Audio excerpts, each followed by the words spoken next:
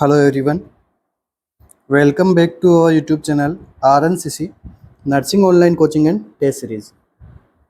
तो test series से क्या मीनिंग है, हम अभी रिसेंट में RNCC के ऑफिशियल ऐप पे जो आप प्ले स्टोर से डाउनलोड कर सकते हो, वहाँ पे अभी हम क्या कर रहे हैं, नॉर्सेट 2023 के लिए टेस्ट सीरीज़ हमने वहाँ पे स्टार्ट की है, जिसमें 150 तक हमने क्या रखे हैं, वहाँ पे आपको टेस्ट पेपर वहाँ पे आपको सोल्व करने के लिए दिए हैं। और उन 150 टेस्ट पेपर में से 2 टेस्ट पेपर पर डे लिए हम खुद कंडक्ट करवाते हैं अपनी तरफ से। एक टेस्ट होता है मॉर्निंग में लाइव, एक टेस्ट होता है इवनिंग में लाइव टेस्ट। उसमें आपको लाइव रैंकिंग वगैरह पता लग जाएगी। और सैटरडे और संडे को क्या करते हैं, हम प्री नोटसेट हम टेस्ट लेते हैं, जिसके अंदर पूरा का पूरा जो पैटर्न रहता है वो एम्स के अकॉर्डिंग रहता है। 1/3 वहाँ पे आपको नेगेटिव मार्किंग देखने को मिलेगी और आपको जो है लाइव रैंकिंग वगैरह आपको पता लग जाएगी आपकी जो भी आनी है। तो टेस्ट सीरीज़ बहुत इंपॉर्टेंट है, थ्योरी से भी ज़्यादा। ठीक है, तो ये हो गई हमारी टेस्ट सीरीज़ की बात। अभी बात करते हैं आज की अपनी क्लास की। तो क्लास जैसे प्रकार से प्रीवियस क्लासेस चलती आ रही है वैसे चलेगी। अगेन हम कुछ इंपॉर्टेंट टॉपिक लेके आएंगे जो जिनसे एम्स में एमसीक्यू बनता है, बनाता आ रहा है और आगे भी बनाएगा। तो जिस प्रकार से हमने प्रीवियस क्लासेस के अंदर हमने टॉपिक डिस्कशन किया है, मेन एमसीक्यूज़ पे हमने फोकस रखा है, कहाँ से एमसीक्यू बन सकता है। ठीक है, एक शॉर्ट रिवीजन और रिवीजन में भी मेन एमसीक्यूज़ टॉपिक से। तो शुरू करते हैं आज की अपनी क्लास को। फर्स्ट एमसीक्यू है अपना, persistence mechanical repetition of speech और मूवमेंट इज नॉन एज। ठीक है, स्पीच और मूवमेंट का क्या यहाँ पे देखने को मिलता है, रिपीटेशन। इसे हम क्या कहते हैं, और वो क्या है, परसिस्टेंट है, मतलब कंटिन्यूसली पेशेंट ऐसा कर रहा है, इसे हम क्या कहेंगे, इकोलेलिया, स्टेरियोटाइप, टेंजेंशियलिटी या फिर सर्कमस्टेंशियलिटी। देखिए ये जो टर्म्स आपको यहाँ पे देखने को मिली है, इनसे भी काफ़ी एमसीक्यू बनते हैं। ठीक है, तो आपको पता होना चाहिए हर एक टर्म का कहाँ पे है और ये कौन सी डिसऑर्डर के अंदर देखने को मिलते हैं। ठीक है, तो क्या रहेगा अपना इसका करेक्ट आंसर।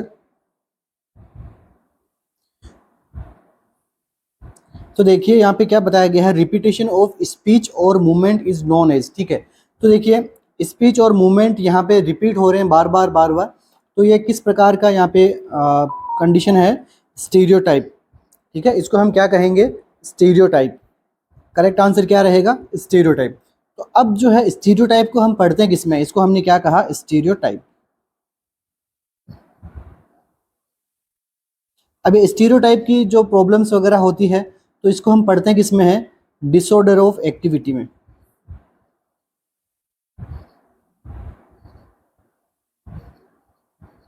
किसमें हम पढ़ते हैं इनको, डिसऑर्डर ऑफ एक्टिविटी में। अब देखिए डिसऑर्डर ऑफ एक्टिविटी के अंदर भी 3 कैटेगरीज हमें देखने को मिलती है।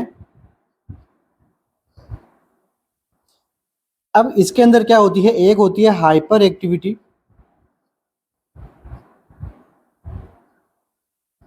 सेकेंड वन होती है डिस एक्टिविटी, थर्ड वन होती है हाइपो एक्टिविटी। अब देखिए अगर हाइपर एक्टिविटी आपको क्या देखने को मिले, पर्पजफुल,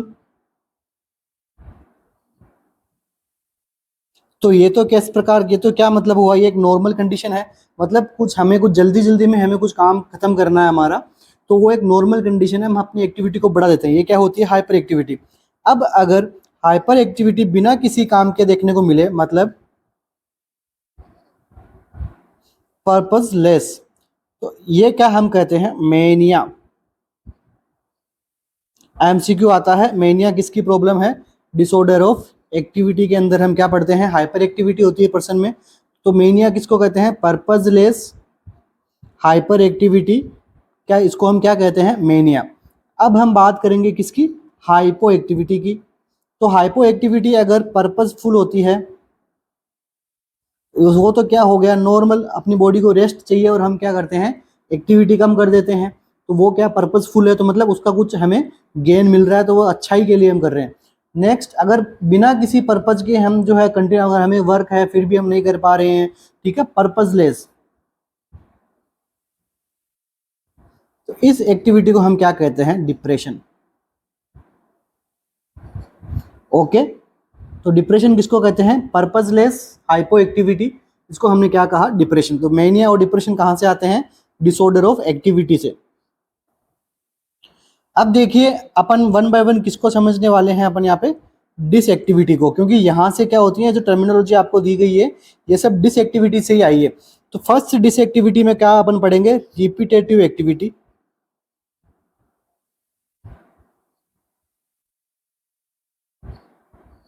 तो देखिए फर्स्ट डिसएक्टिविटी कौन सी है, रिपीटेटिव एक्टिविटी। इसी को हम क्या कहते हैं, स्टीरियोटाइप एक्टिविटी।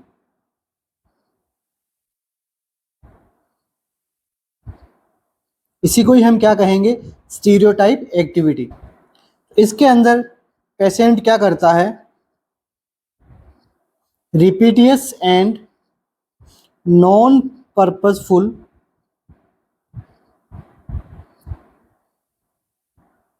मूवमेंट है, यहाँ पे वो पेशेंट कैरी आउट करता है। Carry out in absence of any external stimuli. तो बिना किसी एक्सटर्नल स्टिमुलाई के जो नॉन पर्पसफुल मूवमेंट बार बार कोई पर्सन करता है, तो इसे हम क्या कहते हैं, स्टीरियोटाइप एक्टिविटी। और यहाँ से एक एम्स में एमसीक्यू आपसे पूछा गया है, लाइक दिस एमसीक्यू। ठीक है, अब देखिए स्टीरियोटाइप एक्टिविटी कितने प्रकार की हो सकती है। फर्स्ट, कोई पोजीशन से अपन पढ़ सकते हैं, स्टीरियोटाइप पोजीशन लेता है। सेकंड वन, बात कर सकते हैं अपन स्पीच से। एंड थर्ड वन क्या होता है, मूवमेंट। तो ये तीन प्रकार की जो है स्टीरियोटाइप एक्टिविटीज में प्रॉब्लम आपको देखने को मिल सकती है। अब हम क्या करेंगे, वन बाय वन इनको डिस्कस करेंगे, क्योंकि यहाँ से भी एमसीक्यू पूछा गया है। तो देखिए स्टीरियोटाइप पोजीशन, स्टीरियोटाइप पोजीशन। तो देखिए यहाँ पे आपको दो टर्म्स पढ़ाने को मिलती है, एग्जाम में पूछते हैं आपसे। तो फर्स्ट कौन सी होती है, कैटालेप्सी, या फिर इसी को हम क्या कहते हैं,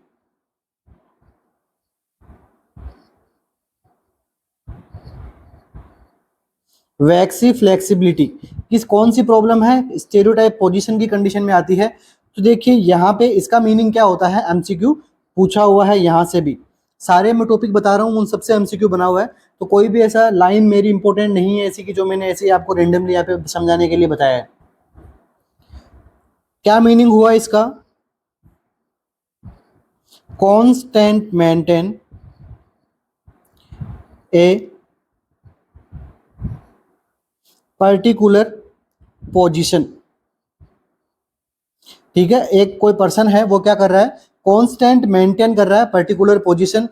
अब ये पोजीशन उसके लिए में कंफर्टेबल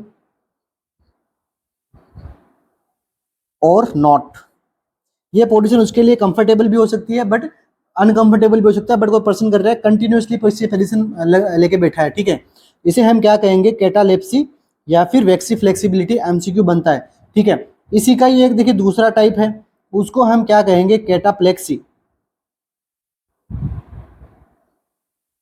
देखिए यहाँ पे क्या है, कैटालेप्सी, और यहाँ पे क्या है, कैटाप्लेक्सी। तो देखिए ध्यान में रखना इन सब चीजों को, एमसीक्यू इन्हीं से बनते हैं, कंफ्यूज करने वाले।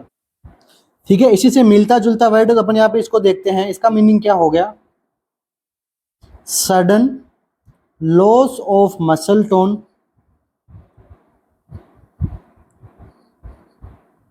Due to any emotional trauma.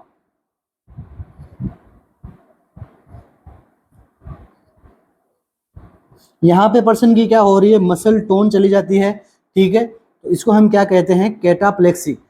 कोई इमोशनल ट्रॉमा की वजह से उसकी बॉडी ने एक्टिविटी करना कम बंद कर दिया एकदम, इसको क्या कहा, कैटाप्लेक्सी। और ये क्या है, कैटालेप्सी। तो दोनों टाइम में आपको कंफ्यूजन नहीं होना है, अच्छे से मैंने आपको इसको डिस्कस किया है। अभी क्या है, स्टेरियोटाइप स्पीच की बात कर लेते हैं, ठीक है। यहाँ से भी एमसीक्यू पुट ऑन होता है। तो इसके अंदर फर्स्ट वन क्या आता है, देखिए वर्बिग्रेशन। एमसीक्यू बनता है टॉपिक में से, ध्यान में रखना, वर्बिग्रेशन। तो वर्बिग्रेशन का क्या मतलब हो गया, repetition of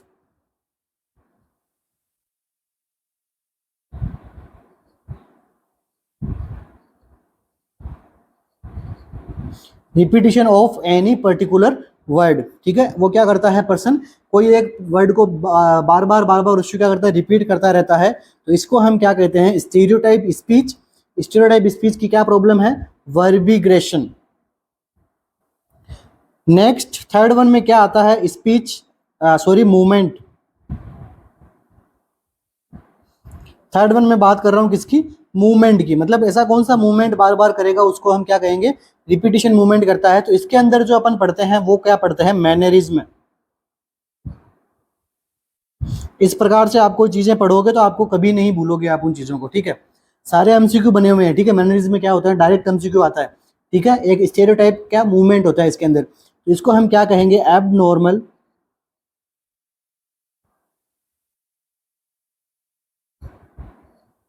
abnormal unconscious particular movement.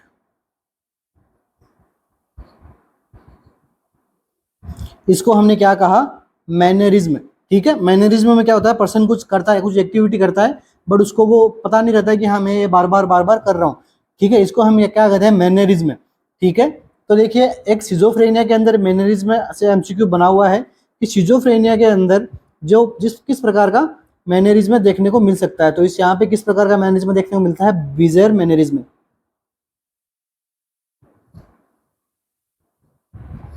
ठीक है, एमसीक्यू बना हुआ है। और देखिए ये क्या है, यहाँ पे कांस्टेंट प्रेजेंट है पर्टिकुलर पोजीशन, ठीक है। इसको हम यहाँ पे, इससे भी एक एमसीक्यू पूछा हुआ है, ठीक है। एमसीक्यू में क्या पूछा गया था कि कैटाटोनिक स्टूपर क्या होता है,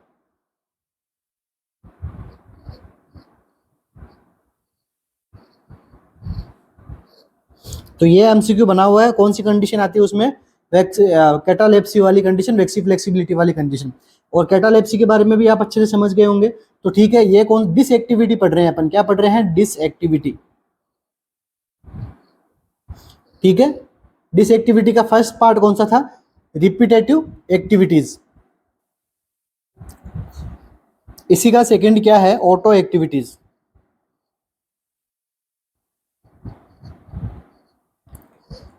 ठीक है। ऑटो एक्टिविटीज, ऑटो एक्टिविटीज के अंदर भी हम कुछ टर्म्स पढ़ते हैं, यहां से भी एमसीक्यू बनता है। तो फर्स्ट कौन सी है, इकोप्रेक्सिया। फर्स्ट टर्म कौन सी होती है, इकोप्रेक्सिया।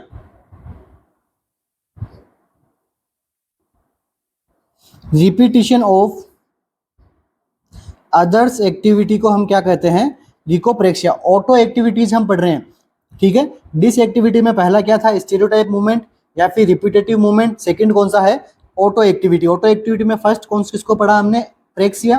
प्रेक्सिया का मतलब क्या होता है, रिपीटिशन ऑफ अदर्स एक्टिविटी को रिपीट करना।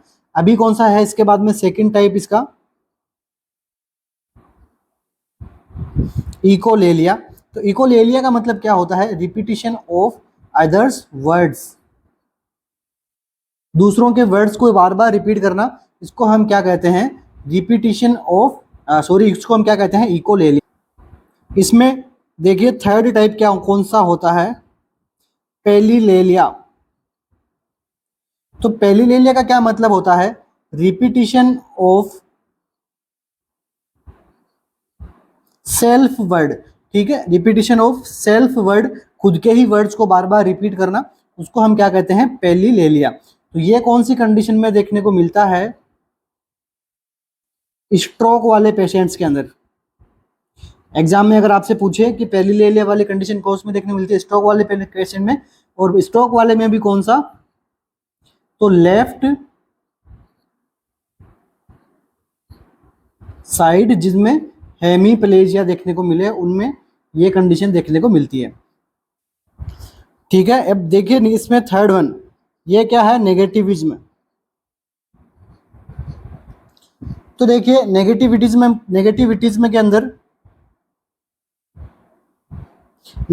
के अंदर क्या होता है, ऑपोजिट एक्शन करना,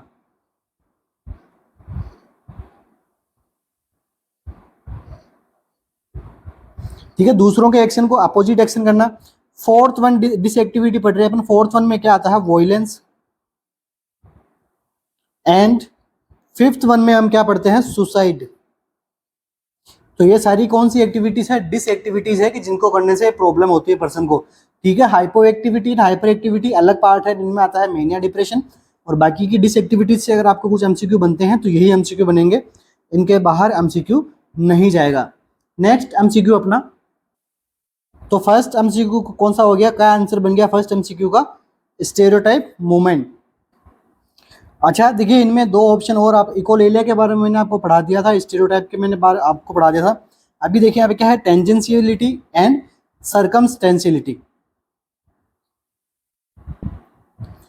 इन दोनों के बारे में हम पढ़ेंगे। तो देखिए टेंजेंशियलिटी क्या होती है, तो ये हम चीजें किस में पढ़ते हैं, डिसऑर्डर ऑफ थॉट के अंदर।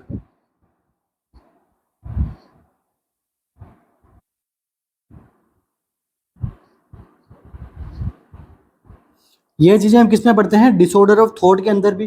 तो थॉट भी क्या करता है, तीन तरीके से यहाँ पे डिसऑर्डर देखने को मिलती है।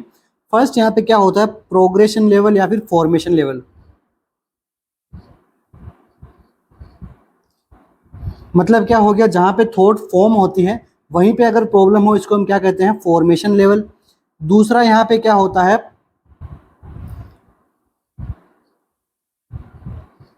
प्रोग्रेशन लेवल की प्रॉब्लम। एंड थर्ड वन क्या होती है, कंटेंट, जो परमानेंट यहाँ पे प्रेजेंट रह सकती है। ठीक है, तो अब देखिए ये जो टेंजेंशियलिटी एंड सर्कमस्टेंसिबिलिटी है, ये दोनों प्रॉब्लम किसकी है, थॉट प्रोग्रेशन की। ठीक है, जो टेंजेंसिबिलिटी और सर्कमसिबिलिटी दोनों प्रॉब्लम कौन सी कंडीशन की है, थॉट की। थॉट में भी कौन से लेवल की, प्रोग्रेशन लेवल की। तो एमसीक्यू बनता है। तो देखिए टेंजेंसिबिलिटी के अंदर क्या होता है, पेशेंट अननेसेसरी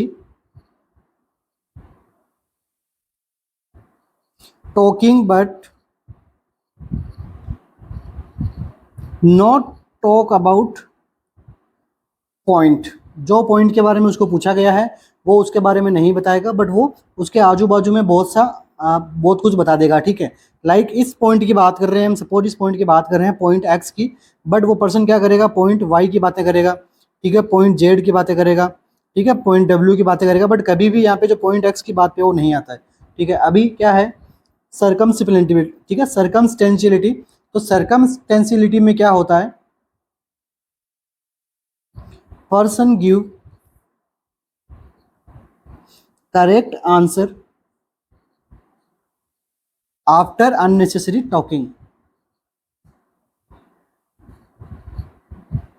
तो सर्कमस्टेंसिबिलिटी में क्या होता है, पर्सन ने यहाँ पे कोई पॉइंट से बात शुरू की, लास्ट में बातों को, अननेसेसरी बातों को करते करते लास्ट टाइम पे अपने वापस मेन पॉइंट पे आ गया, जो उससे पूछा जा रहा है उसने उसका आंसर कर दिया। मतलब क्या हो गया, ये हो गई सर्कमस्टेंसिबिलिटी।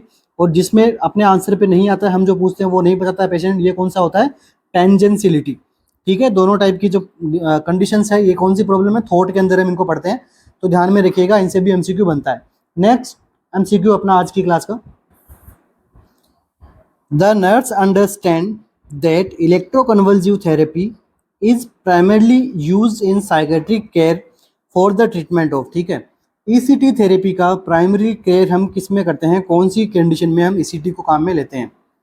ऑप्शंस क्या है हमारे पास में, एंजाइटी डिसऑर्डर में, डिप्रेशन में, मैनिया में, या फिर स्किजोफ्रेनिया में। कौन सी कंडीशन में जो है ईसीटी को काम में लिया जाता है। तो देखिए ईसीटी होती क्या है, किस में काम में लेते हैं, इससे जाने से पहले हम ईसीटी टॉपिक किस में पढ़ते हैं, साइकेट्रिक जब आप पढ़ोगे तो ईसीटी का टॉपिक आप किस में पढ़ोगे, मैनेजमेंट ऑफ साइकेट्रिक डिसऑर्डर में। मैनेजमेंट ऑफ साइकेट्रिक डिसऑर्डर में आप ईसीटी पढ़ते हैं। तो इसके अंदर अपन तीन तरीके से साइकेट्रिक पेशेंट्स का मैनेजमेंट कर सकते हैं। फर्स्ट मैनेजमेंट के लिए बात करते हैं अपन, ईसीटी से मैनेजमेंट अगर हो सकता है तो ईसीटी से कर दो, या फिर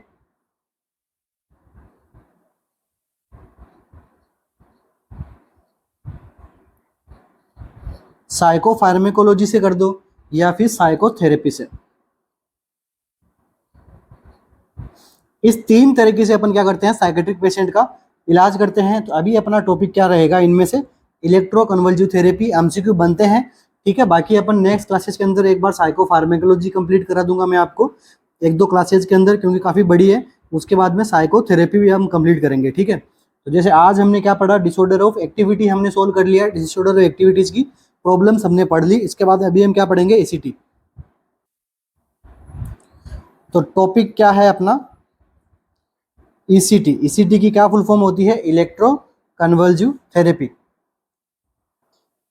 तो ईसीटी में क्या करते हैं अपन, इलेक्ट्रॉनिक या इलेक्ट्रॉन ड्यू टू इलेक्ट्रिसिटी हम क्या करते हैं, कन्वर्जिव स्टेट वगैरह ये अपन पेशेंट में देते हैं। तो देखिए यहाँ पे क्या है, कन्वर्जेंस के साथ में अपन क्या करते हैं, ट्रीटमेंट करते हैं। ठीक है, तो देखिए एक साइंटिस्ट हुआ था, उसका क्या नाम था,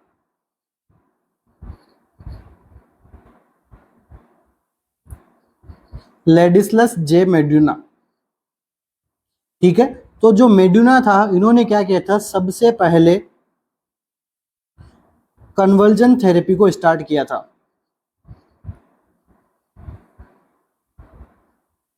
इसे हम क्या कहते हैं, फादर ऑफ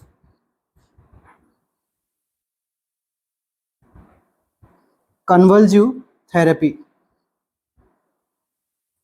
किसको, जे मेडुना को। ठीक है, तो इन्होंने यहाँ पे क्या किया, सबसे पहले कन्वर्जेंस को कैसे इन्होंने पेशेंट्स में इंड्यूस किया, तो कर्पूर से। ठीक है, जो कर्पूर होता है, जो आप पूजा पाठ में या फिर किसी भी आप कपड़ों में डाल के रखते हो, उस कर्पूर की वजह से क्या किया गया था, पेशेंट में कन्वर्जेंस वगैरह स्टार्ट किया था। ठीक है, तो इसको इन्होंने क्या कहा, फादर ऑफ कन्वर्जन थेरेपी। इसके बाद में इन्होंने एक और ड्रग का भी यूज में लिया था, तो कौन सी ड्रग थी वो, metronidazole induced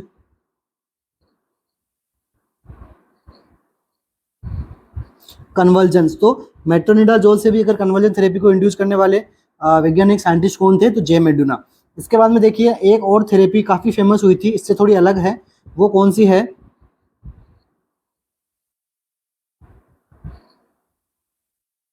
insulin shock therapy.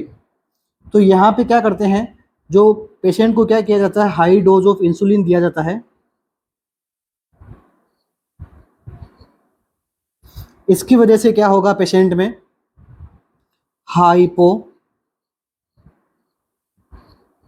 Hypoglycaemia होगा, और हाइपोग्लाइसीमिया होगा तो पेशेंट कैसे हो जाएगा, अनकॉन्शियस। अब अनकॉन्शियस को वापस ट्रीट में लाने के लिए क्या किया जाता था, D10 को या फिर D25 को क्या किया जाता, एडमिनिस्टर करते थे, जिसकी वजह से अब वापस जो हाइपोग्लाइसीमिया को ट्रीटमेंट में वापस होश में लाया जाता था। ठीक है, अब इस थेरेपी से एमसीक्यू बनता है कि ये थेरेपी दी किसने थी, तो सैकेल ने। तो Sakel discover insulin shock therapy, J Meduna discover conversion therapy. अब हमारा टॉपिक क्या है, इलेक्ट्रो कन्वर्जिव थेरेपी। तो देखिए यहां से क्या एमसीक्यू बनेगा, सबसे पहले तो इसको किसने डिस्कवर किया था, कंप्लीट डिस्कशन करेंगे, कहीं से भी एमसीक्यू बन सकता है इसलिए इसमें। ठीक है, डिस्कवर वगैरह का एम्स नहीं पूछता है, डिस्कवर वगैरह जो नॉर्मल एग्जाम्स होते हैं, ESIC वगैरह, वहां पे ये एमसीक्यू पूछा जा सकता है। तो डिस्कवर किसने किया था, बिनी एंड सर्लेटी ने। ठीक है, बिनी या फिर कार्लेटी या फिर सर्लेटी, जो भी आप इसको प्रोनाउंसिएशन करते हो। तो इन दोनों ने क्या किया था, 1938 के अंदर इलेक्ट्रो कन्वर्जिव थेरेपी को इन्होंने क्या कर दिया था, स्टार्ट किया था, डिस्कवर किया था, with the help of electric current. ठीक है, इलेक्ट्रिसिटी करंट के साथ में इन्होंने क्या किया था, ये कन्वर्जेंस देना शुरू किया था। ठीक है, अब इस कन्वर्जेंस आते किस प्रकार के थे, तो कन्वर्जेंस कैसे आते थे, टॉनिक क्लोनिक। इसे हम क्या बोलते हैं, ग्रैंड माल सीजर।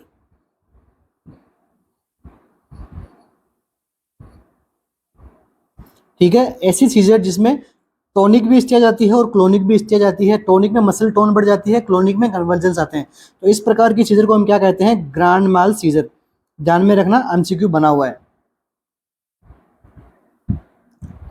अब देखिए क्या एमसीक्यू बनता है इसके करंट से, कि करंट कितना देते हैं पेशेंट को।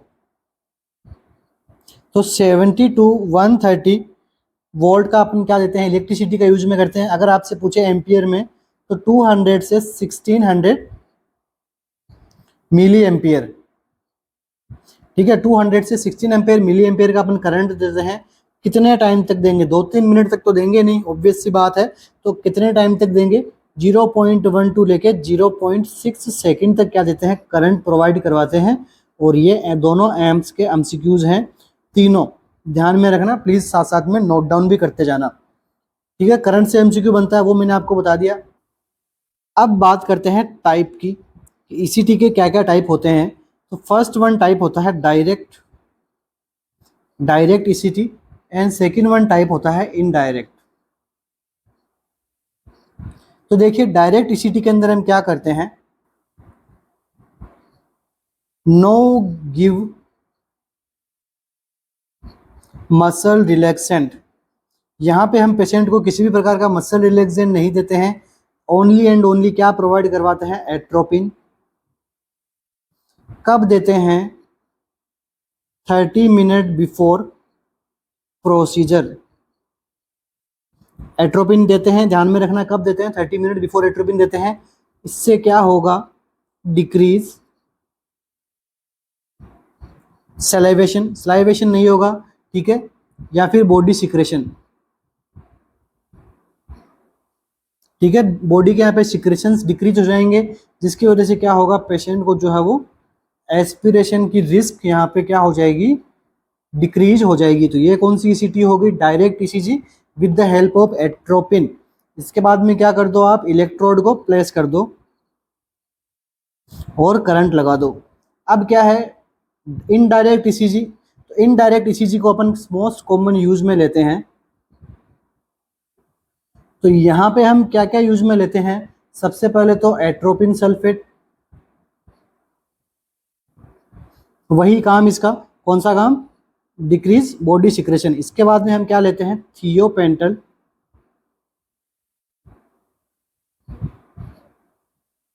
ठीक है, थियोपेंटल सोडियम लेते हैं। ये क्या करता है, एंजियोलाइटिक ड्रग है, पर्सन की एंजाइटी को डिक्रीज करने में काम में आता है। थर्ड वन हम क्या लेते हैं, सक्सिनाइल कोलिन। तो सक्सिनाइल कोलिन क्या करता है, देखिए ये करता है मसल रिलैक्सेंट का काम।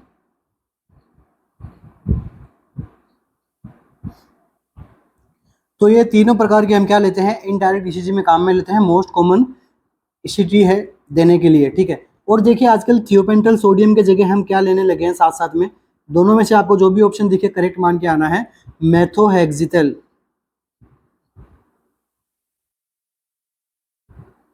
ठीक है, मेथोहेक्सिटल भी हम काम में लेने लगे हैं थियोपेंटल सोडियम की जगह पे। दोनों ही एंजियोलाइटिक के जैसा ही काम करती है। ध्यान में रखना, एमसीक्यू में आपको मेथोहेक्सिटल देख सकते हो, तो इसको आप करेक्ट मान के आना है, ठीक है। इसका ऐसा मतलब नहीं कि भाई थियोपेंटल सोडियम पढ़ाया था सर ने बट वो तो आया नहीं, कुछ और नाम आया है तो वो नहीं होगा शायद, इसके लिए आप दूसरा को सिलेक्ट कर लो। तो मेथोहेक्सिटल भी काफ़ी जगह काम में लिया जाता है। प्रीवियसली हम क्या लेते थे, थियोपेंटल सोडियम, अभी मेथोहेक्सिटल भी काम में लेते हैं। तो ये कुछ एमसीक्यूज हैं डायरेक्ट और इनडायरेक्ट एमसीक्यू, इनडायरेक्ट ईसीटी से, ध्यान में रखना, एग्जाम में पूछा जाता है। अब देखिए ईसीटी में इलेक्ट्रोड एप्लीकेशन कैसे होता है। तो इलेक्ट्रोड का एप्लीकेशन पढ़ने के लिए फर्स्ट कौन सा टाइप है, यूनिलेटरल। सेकंड टाइप कौन सा है,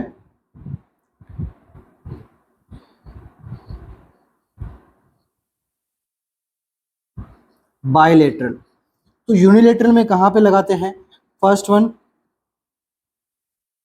टेम्पोरल लोब में, एंड सेकंड वन जो हम लगाते हैं वो कहां लगाते हैं, सेंट्रल पैराइटल लोब में।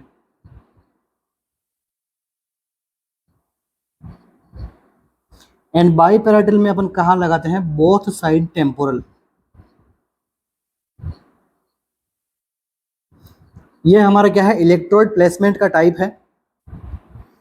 नेक्स्ट ईसीटी लगती किसमें है, किन किन चीजों में ईसीटी लगानी चाहिए। तो सबसे पहले तो सुसाइडल थॉट में,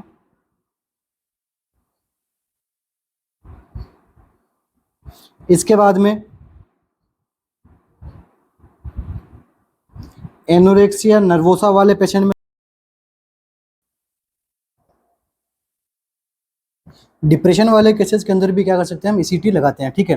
तो ईसीटी अपना ये जैसे एमसीक्यू है कि ईसीटी जो है वो कौन सी प्राइमरली यूज को, कौन सी प्रॉब्लम में प्राइमरी अपन यूज लेते हैं ईसीटी को, अपना आंसर क्या रहेगा, डिप्रेशन में। क्योंकि डिप्रेशन के अंदर अपन यहाँ पे जो सीवियर डिप्रेशन वाले स्टेट आते हैं उसमें ईसीटी लगाना बहुत जरूरी होता है पेशेंट को, ठीक है। तो अपना आंसर यहाँ पे क्या जाएगा, करेक्ट, डिप्रेशन।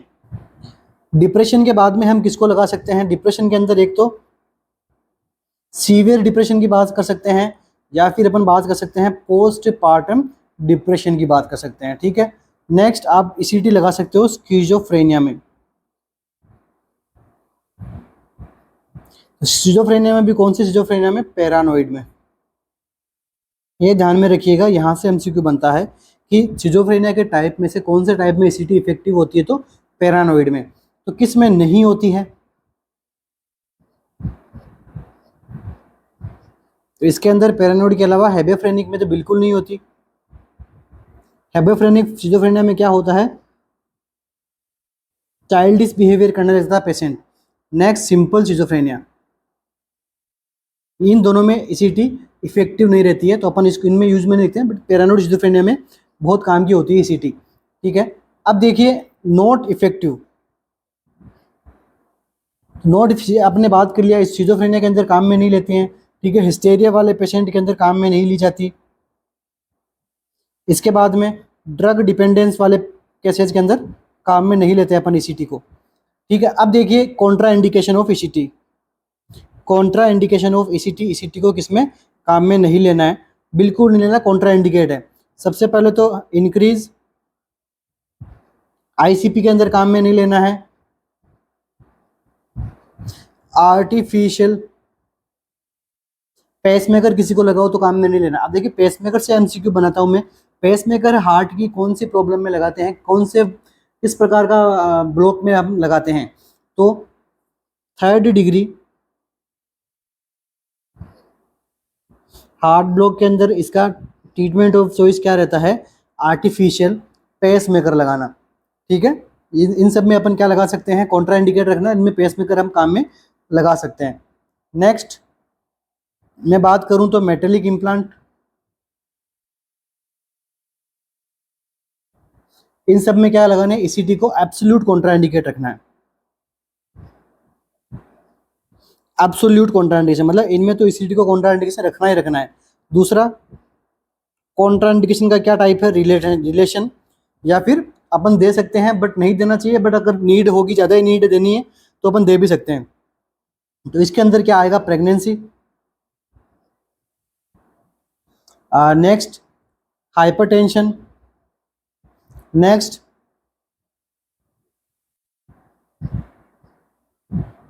थ्रोम्बोफ्लेबाइटिस। इनमें लगाना नहीं चाहिए, बट अगर पेशेंट को रिक्वायरमेंट है, लाइफ सेविंग अगर आपको कुछ करने में आपको ईसीटी की नीड है तो आप लगा भी सकते हैं। ऐसे अपन को नहीं लगाना है, बट लगा भी सकते हैं। कंप्लीट कॉन्ट्रा इंडिकेट नहीं है, जिस प्रकार ये सारा जो ऑप्शन है वो कंप्लीट कॉन्ट्रा इंडिकेशन में आता है।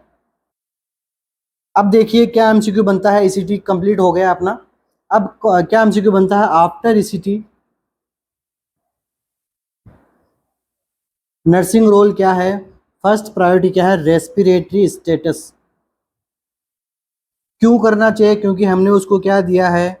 Muscle relaxant. तो मतलब क्या है? लंग्स की ब्रीथिंग मसल्स भी वहाँ पे रिलैक्स हुई है, तो आपको रेस्पिरेटरी स्टेटस को चेक करना है। सीजर आया है तो भी चेक करना है रेस्पिरेटरी स्टेटस को, ठीक है। और सेफ्टी, पेशेंट गिरा तो नहीं है तो उसके बारे में उसकी सेफ्टी को भी मेंशन करना है। ड्यूरिंग ईसीटी सेफ्टी को मेंशन आपने को करना रहता है, प्रायोरिटी ध्यान में रखना। तो ये कंप्लीट टॉपिक हो गया ईसीटी से रिलेटेड आज। नेक्स्ट एमसीक्यू अपना,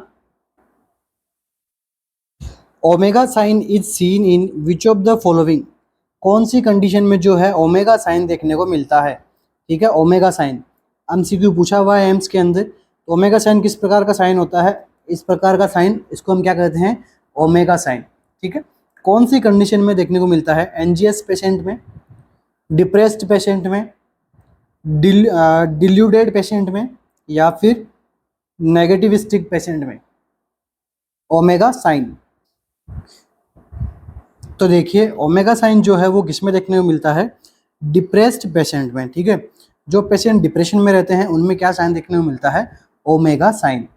अभी अपना टॉपिक क्या रहेगा आज का? डिप्रेशन।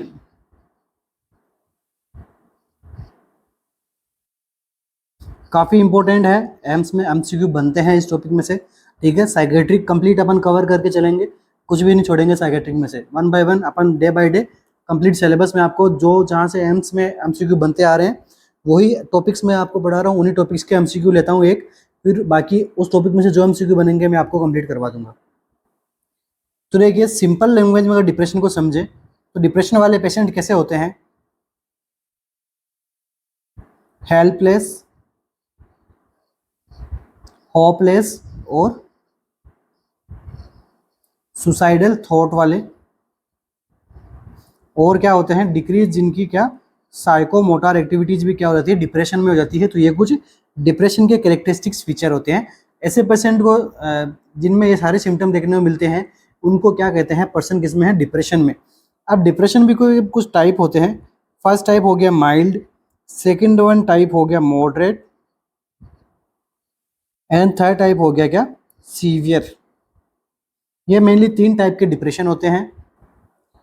तो देखिए माइल्ड वाले पेशेंट में क्या रहता है? Decrease self confidence.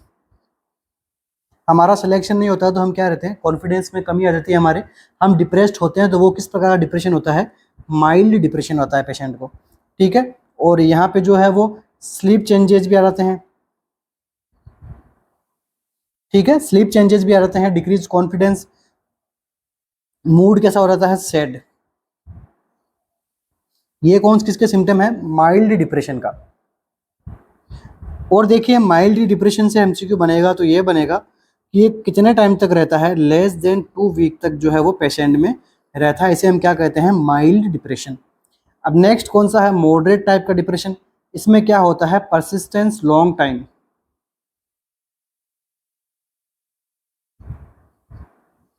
Long time तक ये क्या करता है? परसिस्ट करता है। यहाँ पे जो सैडनेस रहती है वो कैसी रहती है? सीवियर, ठीक है। इनसोम्निया की कंडीशन देखने को मिलती है, बिल्कुल भी नींद नहीं आती है। यहाँ पे तो स्लीप पैटर्न चेंज होते हैं बट नींद तो आती है, दिन में सोता है नहीं तो रात में सो जग जाएगा। यहाँ पे तो इनसोम्निया है भैया को, बिल्कुल भी यहाँ पे प्रॉब्लम नहीं आएगी। और यहाँ पे क्या देखने को मिलता है? आइडियाज़ के अंदर वो पर्सन कैसा हो जाएगा?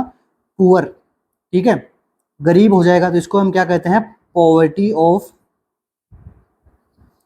आइडियाज़। आइडियाज़ वो खुद के लिए जनरेट नहीं कर पाएगा पेशेंट। बाकी होपलेसनेस, हेल्पलेसनेस, ये सारे सिम्टम उसमें देखने को मिलेंगे, ठीक है। एनोरेक्सिया हो जाएगा, भूख नहीं लगेगी उसको, ठीक है। एनहेडोनिया हो जाएगा, ठीक है। प्लेजरेबल सिचुएशन में वो एंजॉयमेंट नहीं ले पाएगा, ठीक है। निहिलिज्म, डिल्यूजन ऑफ निहिलिज्म, ठीक है, दुनिया में कुछ नहीं रखा गया है, ऐसे ही उसकी थिंकिंग हो जाएगी, थॉट हो जाएगी ऐसी। तो ये कौन सा टाइप हो गया? मॉडरेट टाइप का। अब बात करते हैं सीवियर में। तो सीवियर में तो वो क्या ही कर लेगा? सुसाइड कर लेगा। उसको लगेगा कि भाई अब जीने से कोई मतलब नहीं है, सुसाइड कर लेते हैं। और उसके साइकोमोटर एक्टिविटीज भी क्या हो जाएगी? यहाँ पे डिक्रीज हो जाएगी। हेल्यूसिनेशन और डेल्यूसिनेशन उसको यहाँ पे होने लग जाएंगे। किस प्रकार के? डिल्यूजन ऑफ गिल्ट, ठीक है, डिल्यूजन ऑफ गिल्ट एंड बर्थलेसनेस, जन्म लेके उसने कुछ अच्छा नहीं किया है। तो इस प्रकार के सिम्टम जब आएंगे उसमें तो वो क्या सीवियर टाइप का डिल्यूशन हो जाएगा। Decrease sexual desire, sexual desire भी उस वहाँ पे उस पेशेंट को नहीं रहेगी। और लास्ट में ऐसा पर्सन क्या कर लेता है? सोशल आइसोलेशन, सोसाइटी से मिलना जुलना बंद कर देता है और खुद का दम घोट लेता है, जान ले लेता है खुद की। ये क्या होता है? सीवियर डिप्रेशन के अंदर आता है। तो इसलिए डिप्रेशन काफ़ी डेंजरस कंडीशन होती है। इसलिए क्या करना है अपन सबको? क्या करना है? जो पर्सन डिप्रेशन में हो तो उसके लिए उसको माइंड को वेंटिलेट करने की कोशिश करो, उसको दिमाग को उसको खुश रखने की कोशिश करो, ताकि आप उससे जो है ओपन एंडेड एमसीक्यू पूछो, ठीक है। उसके थॉट्स कैसे चल रही है उनके बारे में जानकारी लो उससे। ऐसा तो नहीं है वो तो सुसाइडल आइडियाज़ के बारे में सोच रहा हूँ, ठीक है ना। आपके एक छोटे से क्वेश्चन से हो सकता है उसकी जान बच जाए। तो क्वेश्चन करते रहिए, क्वेश्चन भी करना चाहिए डिप्रेशन वाले पेशेंट से। अब देखिए जिस पेशेंट को डिप्रेशन होता है उसके अंदर क्या होता है? एक न्यूरोट्रांसमीटर की कमी होती है, ठीक है, डिक्रीज न्यूरोट्रांसमीटर। क्या नाम है उसका? सीरोटोनिन, ठीक है। तो एग्जाम में एमसीक्यू बनता है डिप्रेशन में कौन से न्यूरोट्रांसमीटर की कमी रहती है? तो सीरोटोनिन की कमी यहाँ पे देखने को मिलती है। और साथ में क्या क्या देखने को मिलता है?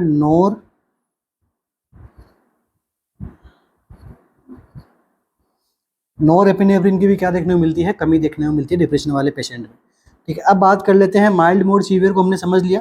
अब नॉर्मल साइन एंड सिम्टम किस प्रकार के आएंगे डिप्रेशन के पेशेंट में आएंगे तो, ठीक है। तो सबसे पहले तो उसका डिक्रीज रहेगा क्या? एनर्जी लेवल उस पेशेंट का डिक्रीज रहेगा, मूड उसका क्या रहेगा, डिक्रीज रहेगा, ठीक है। डिक्रीज इंटरेस्ट, इंटरेस्ट कम हो जाएगा उस पर्सन का, ठीक है। सोशल विड्रॉल कर लेगा खुद को। ओवरऑल बात कर रहा हूँ मैं, अभी माइल्ड मोड सीवियर की बात हो चुकी है, ओवरऑल की बात कर रहा हूँ। सोशल विड्रॉल कर लेगा वो खुद को पेशेंट, ठीक है। होपलेस एवोल्यूशन हो जा एवोल्यूशन एवोल्यूशन हो जाएगा उसको, ठीक है। इच्छा शक्ति का कम होना क्या कहलाता है, एवोल्यूशन। जब इच्छा शक्ति कम हो जाएगी तो पेशेंट को क्या आएगा, सुसाइडल आइडियाज आएंगे उसको।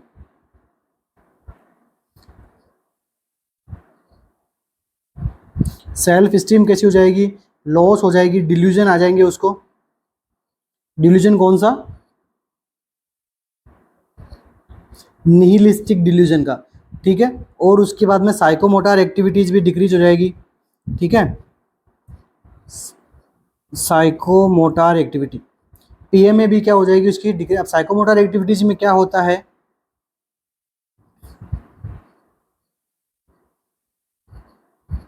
बॉडी मूवमेंट क्या हो जाएंगे उसके, स्लो हो जाएंगे, ठीक है। इजीली फटीग, एजिटेशन, ये सारे सिम्टम कौन से हो गए, साइकोमोटर अफेक्ट जो है वो डिक्रीज हो जाएगी। अभी कौन कौन सिम्टम आते हैं, सोमेटिक। तो सोमेटिक सिम्टम में क्या होते हैं, डिप्रेशन के साथ में बायोलॉजिकल फंक्शंस भी डिस्टर्ब हो जाना, उसमें क्या आता है सोमेटिक में। तो इसको, इसके अंदर एक इंपॉर्टेंट टर्म्स आपको देखने को मिलती है, इसको हम क्या बोलते हैं,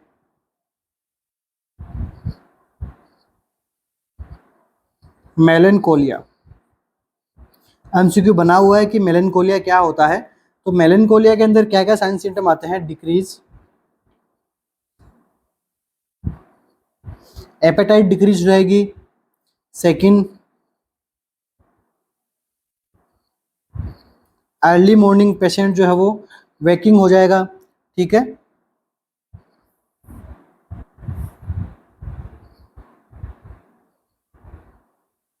डाई यूरेनल, वहाँ पे क्या देखने को मिलेगा, वेरिएशन देखने को मिलेगा। तो वेरिएशन का मतलब क्या हो जाएगा कि पर्सन को मॉर्निंग में तो क्या रहेंगे, सिम्टम्स बढ़े हुए देखने को मिलेंगे, इवनिंग में क्या रहेंगे, कम देखने को मिलेंगे, ठीक है। इस प्रकार के सिम्टम्स आएंगे तो उसको हम क्या बोलेंगे, मेलेनकोलिया वाली कंडीशन पेशेंट में हो चुकी है। अब बात करते हैं अपन इसके अंदर डिल्यूजन वाले, सॉरी, डिप्रेशन वाले पेशेंट में हेलुसिनेशन देखने को मिलता है।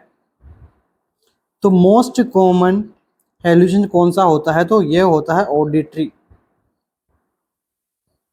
ठीक है। Auditory hallucination is the most common type of hallucination in depression. Next बात करते हैं डिल्यूजन की। डिल्यूजन किस प्रकार का होता है, तो डिल्यूजन ऑफ पुअर्टी या फिर निहिलिस्टिक। एमसीक्यू दोनों से ही पूछा हुआ है, देखते हैं इस बार एमसीक्यू क्या बनता है। अब हम बात करेंगे डिप्रेशन के मैनेजमेंट की। यहाँ से बहुत सारे एमसीक्यू बनेंगे अभी, क्योंकि यहाँ पे अपन क्या पढ़ने वाले हैं, एंटी डिप्रेसिव ड्रग्स, ठीक है। फर्स्ट मैनेजमेंट किस से कर देंगे हम, इलेक्ट्रोकन्वल्सिव थेरेपी लगा देंगे।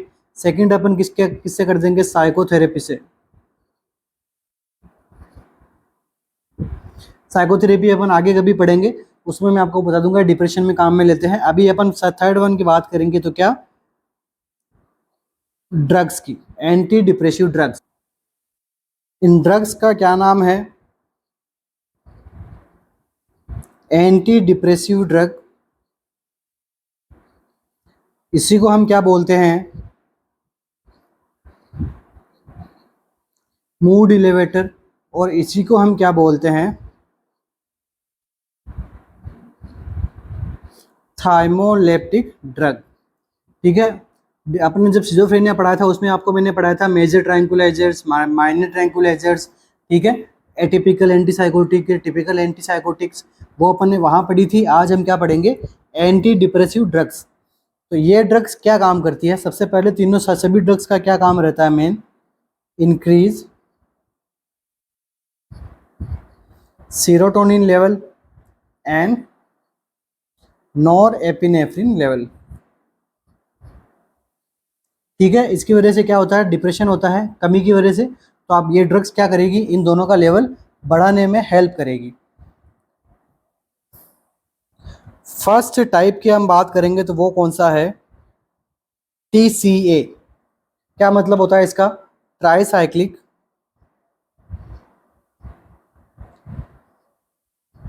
Anti depressant drugs. तो ट्राईसाइक्लिक एंटी डिप्रेसेंट ड्रग क्या करती है, कौन कौन सी ड्रग इसके अंदर आती है? तो सबसे पहले इसके अंदर ड्रग्स कौन कौन सी आएगी? Imipramine,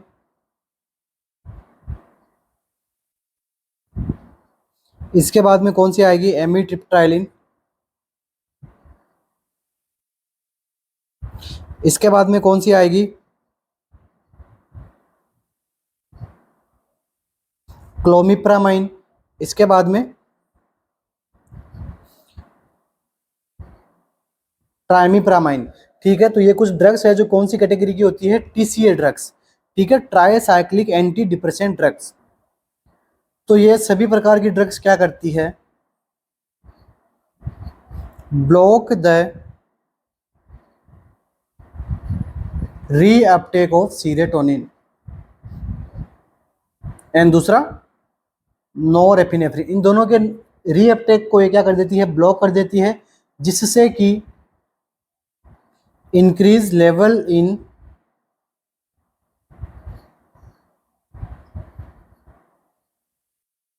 post synaptic area.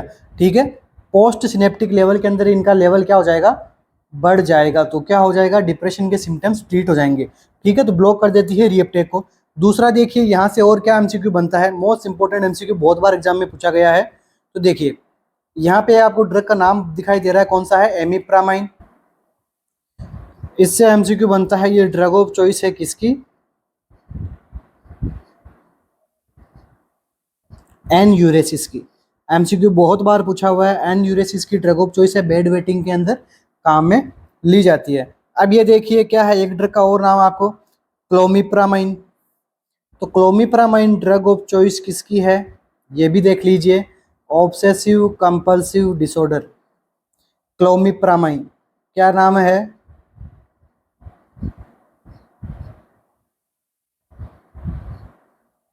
ठीक है, गोल्ड स्टैंडर्ड एमसीक्यू है साइकेट्रिक के, काफी बार एमसीक्यू पूछा गया भी है। ठीक है, तो कौन सी कैटेगरी में आती है? ट्राईसाइक्लिक एंटी डिप्रेसेंट में आती है। अब इनके भी कुछ साइड इफेक्ट्स होते होंगे ड्रग्स के, सबके साइड इफेक्ट होते हैं, तो इनके भी हैं। तो ये एक तो ये क्या करती है? हार्ट रेट को बढ़ाने का काम करती है। दूसरा क्या कर देगी? बॉडी के सिक्रेशंस को ये कम कर देगी। जब बॉडी का सिक्रेशन कम हो जाएगा तो पेशेंट को क्या हो जाएगा? कॉन्स्टिपेशन। तो ध्यान में रखना है, ग्लास ऑफ वाटर के साथ में देना होता है, और अपने को पेलेंटी ऑफ वाटर को पीना होता है। पेशेंट को एडवाइस करनी है to prevent constipation. Nursing role के अंदर एमसीक्यू पूछा गया है इस ड्रग से रिलेटेड। दूसरा, ये ड्रग क्या करती है? इंक्रीज करती है किसको? एपेटाइट को। तो अगर कोई पर्सन थीन है, उसको डिप्रेशन है, तो क्या दे दो उसको? Monocyclic anti depressant. तो थीन है, भूख लगेगी, तो क्या होगा? पेशेंट का वेट गेन भी हो जाएगा। ठीक है, तो इसकी वजह से क्या है यहाँ पे? वेट गेन होने, अब वेट गेन क्यों होगा? क्योंकि डिप्रेशन वाले पेशेंट में क्या होता है? साइकोमोटर मूवमेंट डिक्रीज हो जाते हैं, तो इसके एक तो इस प्रकार से भी वेट गेन हो सकता है। दूसरा यहाँ पे एपेटाइट भी हो जाती है। नेक्स्ट यहाँ पे क्या देखने को मिल सकता है? रिटेंशन ऑफ यूरिन, क्योंकि ये क्या करती है? बेड वेटिंग वाली कंडीशंस को डिक्रीज करती है, तो मतलब हो सकता है कि ये यूरिन को रिटेंशन करना शुरू कर दे। ठीक है, और यहाँ पे इंपॉर्टेंट एमसीक्यू क्या बनता है? इंट्रा ऑक्यूलर प्रेशर को यहाँ पे क्या कर देती है? बढ़ा देती है। ग्लूकोमा हो सकता है इससे। तो आगे जाके क्या हो सकता है? पेशेंट को आपको एजुकेट करना है कि ब्लड विजन लगने लगे तो HCP से बातचीत करना शुरू कर दीजिए, हेल्थ केयर प्रोवाइडर से बातचीत करना शुरू कर दीजिए। तो एमसीक्यू है भैया, यहाँ पे बहुत सारे एमसीक्यू हैं। साइड इफेक्ट और ड्रग्स कौन सी है ये भी हमने पढ़ लिया। तो फर्स्ट ड्रग कौन सी हमने पढ़ ली? Tricyclic anti depressant. इससे बाहर एमसीक्यू नहीं पूछा जाता है। ठीक है, एमसीक्यू पूछा भी जाएगा तो या तो आपको पूछ लेंगे साइड इफेक्ट से कि भाई क्या साइड इफेक्ट आता है। अब साइड इफेक्ट आ गया तो आपको क्या करना आना चाहिए? तो ये भी आना चाहिए, पता होना चाहिए ना। तो इसी प्रकार से एमसीक्यू बनाता है एम्स। ठीक है, नेक्स्ट सेकंड कैटेगरी कौन सी है? Monoamine oxidase inhibitor. क्या नाम है इसका?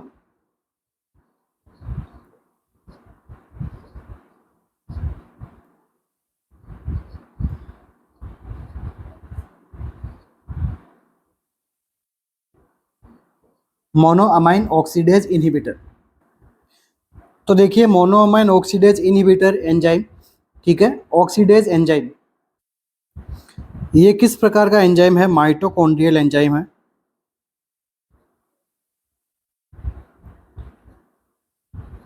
एक प्रकार का माइटोकॉन्ड्रियल ये क्या है? एंजाइम होता है। तो अब ये कहाँ प्रेजेंट रहता है? लीवर में, किडनी में एंड स्प्लीन में। तो ये क्या करता है? ठीक है, मोनोअमाइन ऑक्सीडेज, अभी एंजाइम की बात कर रहा हूँ मैं। ये एंजाइम क्या करता है? Increase breakdown of serotonin and tyrosine. Tyrosine metabolism में क्या करता है? हेल्प करता है। मोनोअमाइन ऑक्सीडेज इनहिबिटर क्या करता है? सीरोटोनिन को ब्रेकडाउन को बढ़ाता है और क्या करता है? टायरोसिन मेटाबॉलिज्म को भी बढ़ाता है। तो क्या अभी क्या हमको क्या करना है? इसे क्या करना है? इनहिबिट करना है। तो इसकी ड्रग कौन कौन सी आती है? तो देखिए इंपॉर्टेंट है ये टॉपिक। आइसोकार्बोक्सेजाइड, दूसरी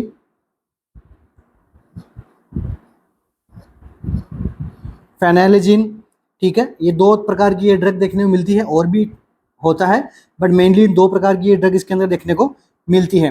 तो ये ड्रग क्या कर देगी?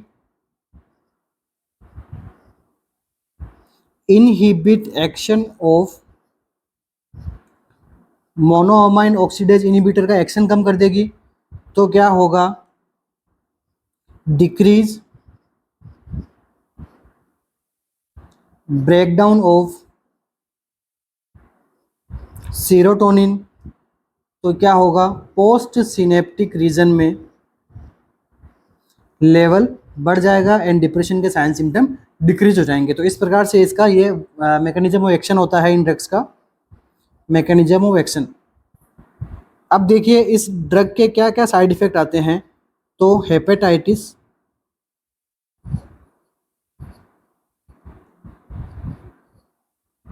Heart attack, next stroke and seizure. तो इस प्रकार के साइड इफेक्ट यहाँ पे देखने को मिलते हैं। तो अब देखिए ये ड्रग कौन सी कंडीशंस के अंदर कॉन्ट्रा इंडिकेट है, यहाँ से भी एमसीक्यू बनता है। ठीक है, देखिए एंटी डिप्रेसेंट ड्रग्स काफ़ी इंपॉर्टेंट है साइकेट्रिक के अंदर। ठीक है, एंटी डिप्रेसेंट के बाद में अपना ये anti psychotic drug, anti manic drugs, ठीक है। ड्रग वाला पोर्शन काफ़ी इंपॉर्टेंट है साइकेट्रिक में, खूब एमसीक्यू बनते हैं इनसे। कॉन्ट्रा इंडिकेट किस में रखना है? रीनल फेलियर में एंड हाइपरटेंशन में एंड लीवर फेलियर वाली कंडीशन में भी कॉन्ट्रा इंडिकेशन रखना होता है। अब देखिए यहाँ पे एक वेरी वेरी इंपॉर्टेंट एमसीक्यू है इस ड्रग को लेके, ठीक है, वो अपन समझ लेते हैं। पेशेंट क्या किया? रिसीव किया इसने क्या? मोनोअमाइन ऑक्सीडेज इनहिबिटर को क्या किया? रिसीव किया, ठीक है। एंड यहाँ पे नर्सिंग का क्या रोल है? Restrict the tyrosine diet. ये लाइन को आप इंपॉर्टेंट रख लेना इस ड्रग के अंदर। यहाँ से एमसीक्यू पूछा जाता है, डायरेक्ट एमसीक्यू आता है कि मोनोअमाइन ऑक्सीडेज इनहिबिटर का ड्रग का क्या साइड इफेक्ट होता है अगर पेशेंट ने टायरोसिन रिच डाइट ले ली। तो अब यहाँ पे क्या देखने को मिलेगा? तो टायरोसिन क्या करता है? टायरोसिन एक नॉन एसेंशियल अमाइनो एसिड की कैटेगरी के अंदर आता है टायरोसिन, और ये क्या कर देता है? Increase action of epinephrine. ये क्या कर देगा? नॉर एपिनेफ्रिन का लेवल को, एक्शन को क्या कर देगा? बढ़ा देगा। तो अब देखिए एपिनेफ्रिन का एक्शन क्या होता है? वेजोकॉन्स्ट्रिक्शन। वेजोकॉन्स्ट्रिक्शन होता है एपिनेफ्रिन का एक्शन, तो क्या कर देगा? वेजोकॉन्स्ट्रिक्शन के एक्शन की होने की वजह से ये क्या करेगा? Increase heart rate. ये ध्यान में रखना, इंक्रीज हार्ट रेट भी ऑप्शन में अंदर आपको दिखा हुआ मिलेगा। तो क्या करेक्ट करना है? हार्ट रेट को बढ़ा देगा। तो ये क्या लीड करेगा? Hypertensive crisis. तो कभी भी मोनोअमाइन ऑक्सीडेज इनहिबिटर वाली ड्रग के साथ में टायरोसिन डाइट नहीं देनी है। क्या कोज करवा सकता है ये? हाइपरटेंसिव क्राइसिस को कोज करवा सकता है। एमसीक्यू अच्छा बनता है, यहाँ से ध्यान में रखना। तो अब देखिए डाइट कौन कौन सी होती है। ऐसी डाइट कौन सी होती है? जो चीज़ के अंदर क्या रहता है, टायरोसिन काफ़ी मात्रा में देखने को मिलता है, तो इस प्रकार की डाइट को, ठीक है, डेयरी प्रोडक्ट को यहाँ पे क्या करना है, अवॉइड करना है।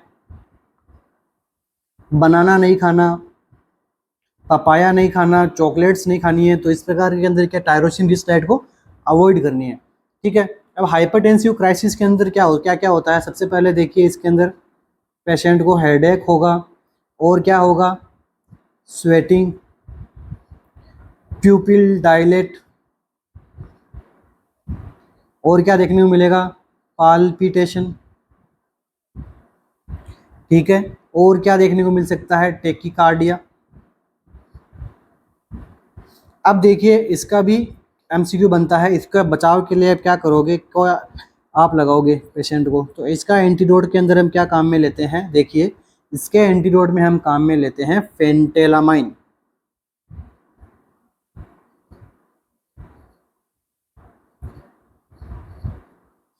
वेरी वेरी इंपॉर्टेंट टॉपिक है फेंटेलामाइन, ठीक है। फेंटेलामाइन को हम इसको काम में लेते हैं। ये क्या करती है drug,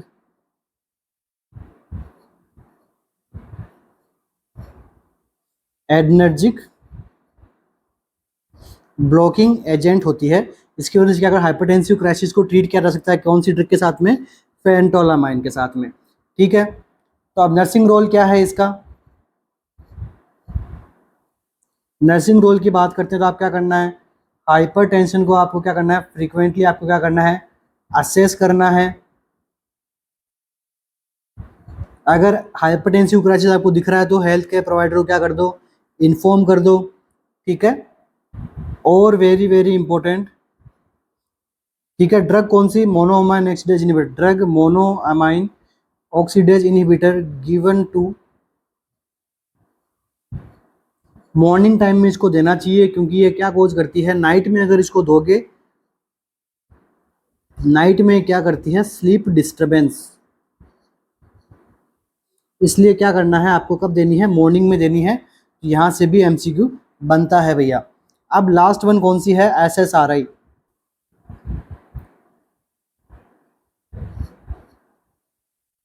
selective serotonin reuptake inhibitor.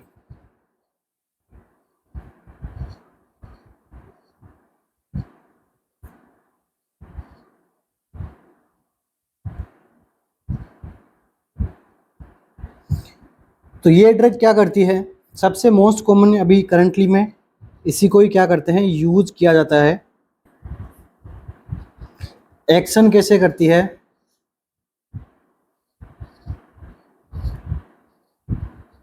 Serotonin reuptake को ये क्या कर देती है, डिक्रीज कर देगी, इनहिबिट कर देगी। तो क्या हो जाएगा, पोस्ट सिनेप्टिक रीजन में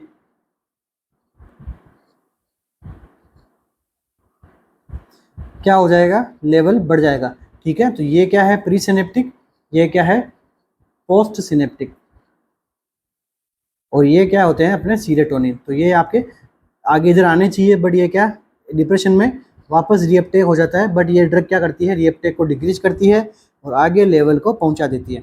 अब देखिए इसके साइड इफेक्ट, तो nausea, most common side effect क्या होता है, नोजिया। उसके बाद में एनोरेक्सिया, उसके बाद में सेक्सुअल डिसफंक्शन। ये तीनों ही साइड क्या है, मोस्ट कॉमन साइड इफेक्ट होते हैं इसके। अब देखिए इसके अंदर ड्रग्स कौन कौन सी काम में आती है, वो आप देखिए।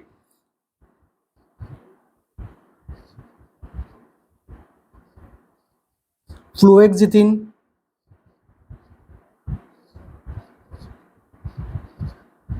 सर्टालिन,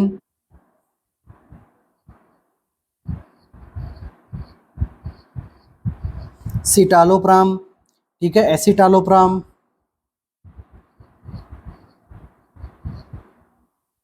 तो ये कुछ ड्रग्स होती है कौन सी कैटेगरी की, एसएसआरआई कैटेगरी की। तो अब देखिए एमसीक्यू आपसे क्या पूछेगा एग्जामिनर, एमसीक्यू पूछेगा आपसे मोस्ट कॉमन एंटीसिप्रेसेंट ड्रग यूज कौन सी होती है? तो कौन सी है? फ्लुएक्सेटिन। और देखिए, very very very important MCQ, जब कभी भी पेशेंट को हम एंटी डिप्रेसिव ड्रग देते हैं तो उसके आपने क्या करना है, सुसाइडल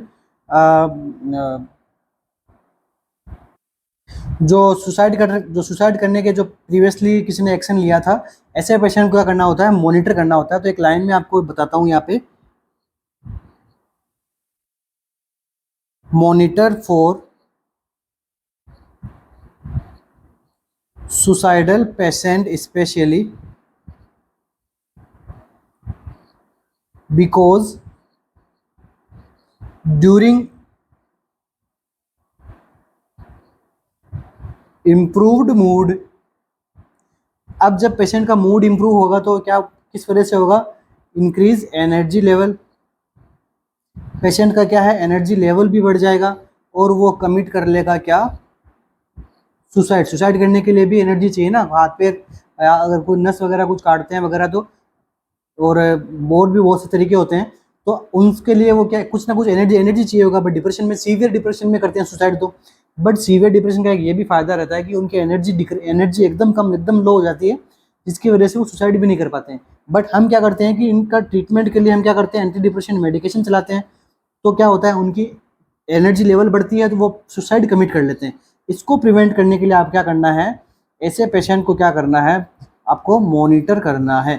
ठीक है, नर्सिंग रोल यही है कि monitor for suicidal patient specially during improved mood. Improve mood होगा तो क्या होगा, एनर्जी लेवल उसका बढ़ जाएगा, सुसाइडल टेंडेंसी आ सकती है वापस पेशेंट में, सुसाइड कर सकता है वो, तो ध्यान में रखना। और ये क्या करता है, सेफ्टी भी ध्यान में रखना चाहिए। मैं सेफ्टी का तो ये तो आप ऐसे इस प्रकार के नॉर्मल एमसीक्यू तो आप कर ही दोगे, ठीक है। तो मेन एमसीक्यू मैंने आपको सोल्व करा दिया है। आज हमने क्या पढ़ा हमने आज, डिप्रेशन,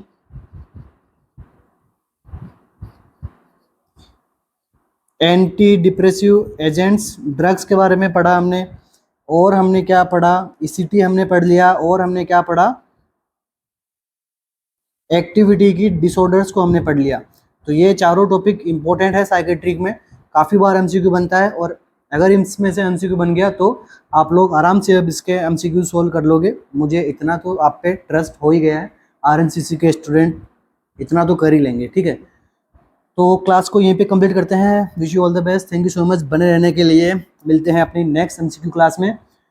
कंप्लीट करने से पहले हमने क्या शुरू किया है, नोट सेट को लेके हमने क्या किया, 150 टेस्ट हमने बनाए हैं, जिसमें से मॉर्निंग में एक टेस्ट लाइव होगा, एक टेस्ट इवनिंग में लाइव होगा, और सैटरडे संडे को हम क्या कर रहे हैं,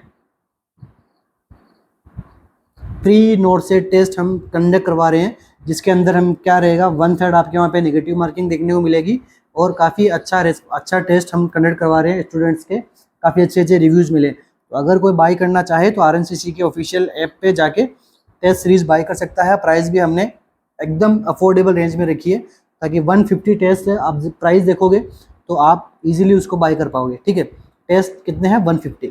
तो wish you all the best, thank you so much बनने के लिए। मिलते हैं अपनी नेक्स्ट क्लास में और कुछ बेहतरीन टॉपिक्स के साथ। Thank you so much.